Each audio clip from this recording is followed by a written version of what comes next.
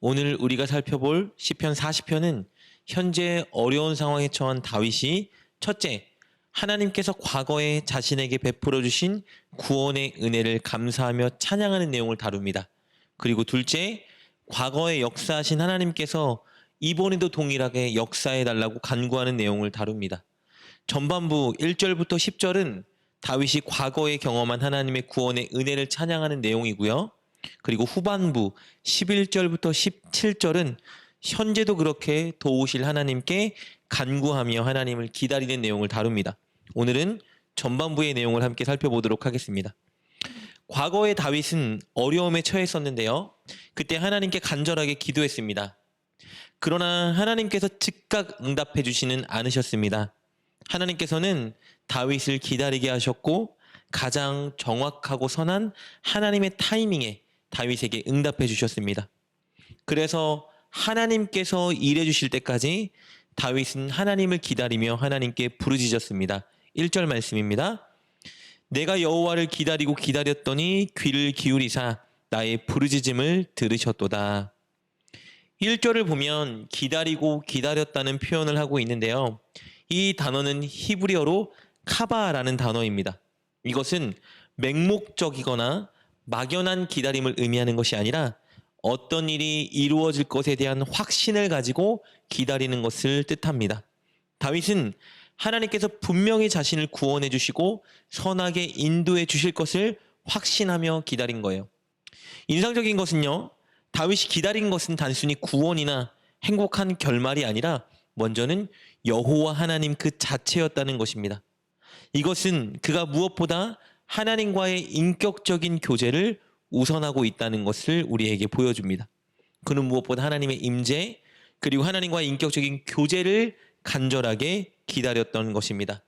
그러자 하나님은 마침내 임재하셔서 다윗을 구원해 주셨습니다. 2절입니다. 나를 기가 막힐 웅덩이와 수렁에서 끌어올리시고 내 발을 반석 위에 두사 내 걸음을 견고하게 하셨도다.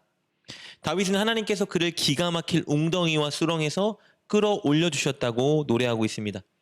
이것은 그의 힘으로 도저히 빠져나올 수 없는 절망적인 순환에서 그를 건져주셨다는 것을 의미하는 것이죠. 그렇게 다윗을 건져주신 하나님은 그를 반석 위에 두셨습니다. 즉 하나님의 품 안에 두셨습니다. 이렇게 구원해 주신 하나님의 은혜와 하나님의 놀라운 사랑에 다윗은 찬양함으로써 올바르게 반응합니다. 그리고 하나님의 구원의 은혜를 찬양하면서 다윗은 한 가지를 확신하는데요. 그것은 하나님의 구원을 노래하는 다윗의 찬양을 듣는 사람들은 반드시 하나님의 아름다운 성품 그리고 위대한 능력을 알게 될 것이고 결국 그들도 하나님을 경외하고 의지하는 자리에 서게 될 것이라는 확신이었습니다. 3절입니다. 새 노래 곧 우리 하나님께 올릴 찬송을 내 입에 두셨으니 많은 사람이 보고 두려워하여 여호와를 의지하리로다. 그래서 다윗은 하나님을 더욱더 찬양합니다. 하나님을 찬양하는 가장 큰 이유는 하나님의 구원의 은혜로 인해서 그의 마음에 감출 수 없는 감사와 기쁨이 넘쳤기 때문이겠죠. 그러나 그에 못지않게 그가 하나님의 아름다움과 구원의 수식을 노래하며 전할 때 사람들은 하나님을 경외하게 되고 하나님을 의지하게 될 수 있기 때문입니다. 그래서 다윗은 잠잠하지 않고 하나님을 더욱더 찬양합니다.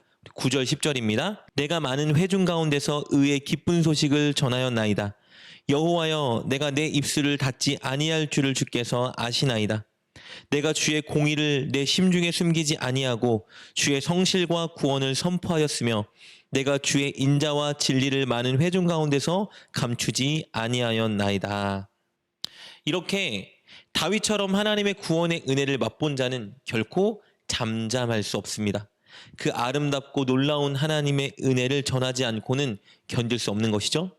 그래서 이 좋은 은혜를 다른 사람들에게 전하고 그들도 그 은혜 안에 거하게 만드는 것입니다. 하나님의 구원을 맛본 다윗은 그래서 다른 사람들에게 그 구원의 은혜를 전했고 그들도 하나님을 의지하게 만들었습니다. 그리고 하나님의 구원의 은혜를 맛본 자가 취하는 한 가지 태도가 더 있는데요. 그것은 하나님이 원하시는 뜻을 따라 순종하며 사는 것입니다. 이것은 다윗이 하나님께 듣고 깨달은 진리입니다. 하나님의 구원의 은혜를 경험한 다윗은 하나님께서 단순히 제사와 예물을 드리는 것으로 만족하는 분이 아니라는 것을 깨달았습니다. 하나님의 말씀을 마음에 새기고 그것을 순종하며 사는 것을 하나님은 더 기뻐하신다는 것을 그가 발견했습니다. 그래서 이렇게 고백합니다. 6절과 8절입니다. 주께서 내 귀를 통하여 내게 들려주시기를 제사와 예물을 기뻐하지 아니하시며 번제와 속죄제를 요구하지 아니하신다 하신지라. 나의 하나님이여, 내가 주의 뜻 행하기를 즐기오니 주의 법이 나의 심중에 있나이다 하였나이다.